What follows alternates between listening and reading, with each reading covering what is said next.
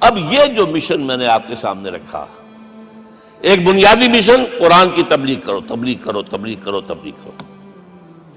یا ایھا الرسول بلغ ما انزل الیک من ربک وان لم تفعل فما بلغت رسالتہ۔ نمبر دو، جو دین حق دیا اسے غالب کرو، قائم کرو، نافذ کرو، اس کی مثال پیش کرو دنیا کے سامنے۔ ان دونوں میں مدد درکار تھی محمد الرسول اللہ کو۔ جیسے حضرت مسیح نے کہا تھا، وَإِذْ قَالَ عِیسیٰ ابْنُ مَرْیَمَ لِلْحَوَارِیِّینَ مَنْ أَنصَارِی إِلَى اللَّہِ، کون ہے میرا مددگار اللہ کی راہ میں؟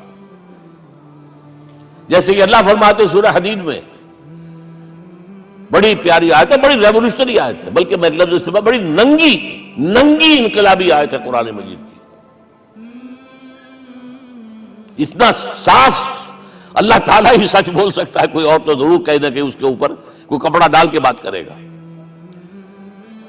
آیت نمبر 25 آف سورۃ الحدید، لقد ارسلنا رسلنا بالبینات، ہم نے اپنے رسولوں کو بھیجا واضح نشانیوں کے ساتھ، معجزات کے ساتھ۔ وانزلنا معهم الکتاب والمیزان، ان کے ساتھ کتاب اتاری، شریعت اتاری، میزان اتاری، نظام اتارا۔ لِيَقُومَ النَّاسُ بِالْقِسْطِ، تاکہ لوگ عدل پر قائم ہوں۔ اس لیے کتاب کیوں بھیجی، رسول کیوں بھیجے، نبی کیوں بھیجے، وحی کیوں بھیجی؟ تاکہ لوگ عدل پر قائم ہوں۔ یہ اس سے بڑی آیت کوئی ہوگی؟ عدل اجتماعی، سوشل جسٹس۔ اب اگلا ٹکڑا پڑھیے، وَأَنزَلْنَا الْحَدِيدَ، ہم نے لوہا بھی اتارا ہے، فِيهِ بَأْسٌ شَدِيدٌ، اس سے اسلحہ بنتا ہے، جنگی قوت ہے۔ وَلِيَعْلَمَ اللَّهُ مَن يَنصُرُهُ وَرُسُلَهُ بِالْغَیبِ، اور اللہ دیکھ لینا چاہتا ہے کون ہے اس کے وفادار بندے جو لوہے کی طاقت کو ہاتھ میں لے کر اللہ اور اس کے رسول کی مدد کرتے ہیں۔ دین اللہ کا، اسے قائم کرنا اللہ کی مدد ہے، اسے قائم کرنا محمد کا فرض ہے، اس کے جد و جہد کرنا محمد کی مدد ہے صلی اللہ علیہ وسلم۔ یہ تھی نصرت، اور یہ نصرت آپ کو معلوم ہے حضور کی زندگی میں صحابہ کرام نے کی ہے کہ نہیں کی؟ جو شخص ایمان لایا فوراً داعی بن گیا، فوراً۔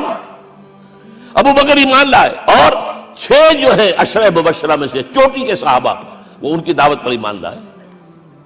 سعد بن ابی وقاص، طلحہ، زبیر، عثمان، سعید بن زید، یہ سب کون ہیں؟ حضرت ابو بکر کی دعوت پر۔ نوجوان ہیں، مصعب بن عمیر کو گھر سے نکال دیا چچا نے، اور برہنہ کر کے نکالا ہے کم وقت نے، اس لیے کہ باپ مر گیا تھا، بہت دولت چھوڑ گیا تھا، ماں نے بڑے ناز و نام میں پالا تھا۔ کہتے ہیں 200 درہم کا جوڑا اس کا بن کر آتا تھا شام سے، جیسے کبھی ہم کہتے تھے کہ پنڈت نہرو کے کپڑے جو ہے پیرس سے سل کر آتے ہیں، اور جہاں سے گزر جاتا تھا مصعب، اتنا اس نے لگایا ہوتا تھا عطر کے، پوری گلی جو ہے وہ خوشبو سے جو ہے بھر جاتی تھی۔ چچا نے بلایا، تم جو یہ گلچھرے کر رہے ہو اپنے باپ کی دولت پر نہ، اور تم اسے کہتے ہو کافر، نکل جاؤ گھر سے۔ وہ چلنے لگے، یہ بات ہے، ٹین ایجر چلنے لگے۔ وہ سمجھا تھا کہ میرے یہ کہنے سے اس کے تو اس کو تارے نظر آ جائیں گے، یہ فوراً جو ہے توبہ کرے گا، پلٹ آئے گا۔ چلنے لگے تو اسے اور غصہ ہے، یہ کپڑے بھی اسی باپ کے ہیں، اتارو۔ وہی اتارے کپڑے، مادرزاد برہنہ ہو کر ماں کے پاس گئے۔ ماں نے آنکھوں پر ہاتھ رکھا، مصعب کیا ہوا ہے؟ فرمایا امی میں موحد ہو گیا ہوں، یہ ہے توحید۔ اور اب جا کر حضور کے دامن میں بیت ارقم میں اب ہمہ وقت کارکن ہے، قرآن اتر رہا ہے، پڑھ رہے ہیں، سمجھ رہے ہیں، قرآن اتر رہا ہے، یاد کر رہے ہیں۔ اور اس کے بعد جب کہا تھا مدینے والوں نے بیعت عقبہ اولیٰ پر کہ حضور ہمارے سے آپ کی ملاقات تو صاحب کے بعد ہی ہوگی، درمیان میں تو آپ کو معلوم ہے خونریزی ہے، کوئی قافلہ بچ کے نہیں آ سکتا، تو اب آپ ہمیں کوئی اپنا شاگرد دیجئے۔ مصعب بن عمیر کو حضور نے کہا جاؤ ان کے ساتھ۔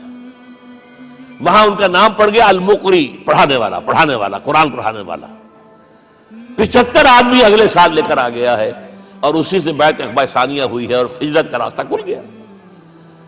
اور اس کو ایک دفعہ حضور نے دیکھا، مسجد کے دروازے کے سامنے سے گزر رہا تھا مصعب، پھٹا ہوا کمبل تھا جس میں لپیٹا ہوا تھا۔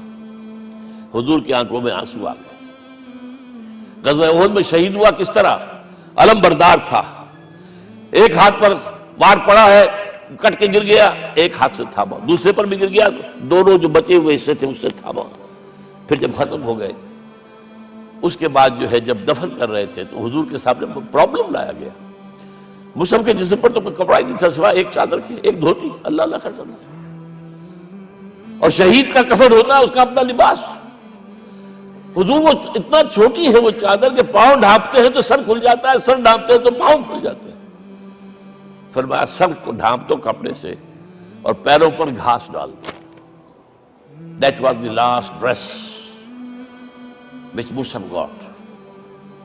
تو یہ لوگ جو تھے محمد رسول اللہ والذین معہ، یہ ساتھی حضور کے جنہوں نے حضور کے مشن میں آپ کا ساتھ دیا۔ اور ایک خاص مرحلے کا تو میں آپ کے سامنے ذکر ہی کر دوں، اس لیے کہ دین کی اقامت، دین کا غلبہ، اس میں تو جہاد اور قتال آئے گا لا محالہ۔ Nobody is going to allow you to change the system۔ اگر سسٹم بدلتا ہے تو اس کے ساتھ جو مفادات بدلتے ہیں وہ ختم ہو جاتے ہیں، جو پرولیجز ہیں وہ ختم ہو جاتے ہیں۔ لہذا جب غزوہ بدر کا مرحلہ آیا ہے، حضور نے مجلس شورا منعقد کی اور آپ نے جو وحی سے آپ کو بتا دیا گیا تھا، دیکھو ایک قافلہ آ رہا ہے شمال سے، مال غنیمت سے لدا پھدا ہے اور 50 صرف اس کے ساتھ محافظ ہیں۔ ایک لشکر آ رہا ہے جنوب سے ویل کانٹے سے لیس، اور اللہ نے وعدہ کیا ہے کہ ایک پر ضرور تمہیں فتح دے گا، بتاؤ کدھر چلے۔ یہ اصل میں کسی بھی سپہ سالار کے لیے وقت ہوتا ہے کہ اپنے ساتھیوں کے مورال کا اندازہ کرے۔ کچھ ہوں گے ہم جیسے کمزور بھی، انہوں نے کہا کہ حضور پہلے قافلے کی طرف چلے، آسانی سے فتح بھی ہو جائے گی اور ہتھیار مل جائیں گے ہمیں، ہمارے پاس تو ہتھیار بھی نہیں ہے، گنتی کے لوگوں کے پاس تلواریں بھی نہیں سب کے پاس، تو 50 آدمیوں کے ہتھیار تو ملیں گے، پھر لشکر سے نپٹ لیں۔ اب حضور کہہ رہے ہیں اشیرونی اشیرونی اشیرونی۔ حضرت مقداد بن اسود کھڑے ہوتے ہیں، حضور ہمیں موسیٰ کے ساتھی نہ سمجھیے جنہوں نے کہہ دیا فَذَهَبْ رَبُّكَ فَقَاتِلَا إِنَّا هَاهُنَا قَاعِدُونَ۔ ہم موسیٰ کے ساتھی نہیں ہیں، ہم آپ کے جانثار ہیں۔ آپ جو آپ کی نیت ہے آپ بسم اللہ کیجیے، ہم آپ کو کیا پتہ ہمارے ذریعے آپ کو اللہ تعالیٰ آنکھوں کی ٹھنڈک عطا فرمائے۔ حضور پھر فرمائے مجھے مشورہ دو، مجھے مشورہ دو۔ تب خیال آیا سعد ابن عبادہ رضی اللہ تعالیٰ عنہ کو، جو رئیس انصار تھے، ہو نہ ہو یہ ہماری طرف روئے سخن ہے، کیونکہ بیعت عقبہ ثانیہ جس کے نتیجے میں ہجرت ہوئی ہے اس میں طے یہ ہوا تھا کہ اگر یہ مکے والے مدینے پر حملہ آور ہوں گے آپ کو ختم کرنے کے لیے، ہم آپ کی حفاظت ایسے ہی کریں گے جیسے اپنے بیوی بچوں کی۔ اور ابھی مدینے پر حملہ ہوا نہیں ہے، حضور پری ایمپٹ کر رہے ہیں، باہر نکل کے مقابلہ کرنا چاہ رہے ہیں، تو گویا کہ انصار کور نہیں ہوتے اس کے اندر، اس لیے بار بار اشیرونی، مجھے مشورہ دو۔ اب سعد بن عبادہ کھڑے ہوتے ہیں، کانک تعنینا یا رسول اللہ صلی اللہ علیہ وسلم، اے اللہ کے رسول شاید آپ کا روئے سخن ہماری جانب ہے، فإنا آمنا بک وصدقناک، ہم آپ پر ایمان لا چکے ہیں، ہم نے آپ کی تصدیق کی، اب ہمارے پاس چوائس کون سا ہے؟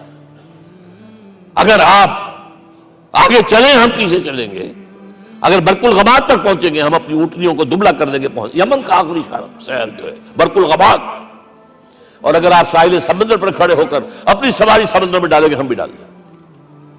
بہرحال یہ مراحل ہیں کہ جن سے گزر کر حضور نے اللہ کے دین کو غالب کیا اور قائم کیا، اور اس ہر سطح پر، ہر مرحلے پر صحابہ کرام نے آپ کا ساتھ دیا۔ جہاں آپ کا پسینہ گرا وہاں انہوں نے اپنی خون کی ندیاں بہا دی۔ محمد رسول اللہ والذین معہ اشداء علی الکفار رحماء بینہم، یہ ہے در حقیقت عظمت محمد صلی اللہ علیہ وسلم۔